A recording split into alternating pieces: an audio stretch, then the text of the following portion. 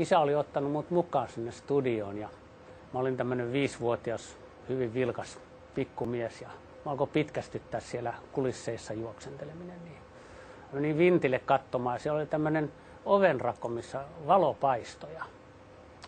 Sitten mä menin katsomaan, niin siellä oli pöydällä tämä isin piirtämä tämmöinen testikuva, jota lähetettiin hirveän monta tuntia ennen lähetyksen alkua, koska virittäminen oli kamalan vaikeaa. Ja se niin kuin magneetin tavoin veti mua puoleensa ja mulla oli kädessä tämmöinen vanha koppana rukkanen ja mun piti vetästä se rukkanen siitä valon läpi. No sieltä alkoi kuulua mylvinää sitten, oliko se Larkka ohjaamassa siellä, niin että tonneko se poika pääsi. Ja siellähän se nyt on sitten kulkemassa 50 valovuoden päässä valon nopeudella se mun hanskan huiskasu.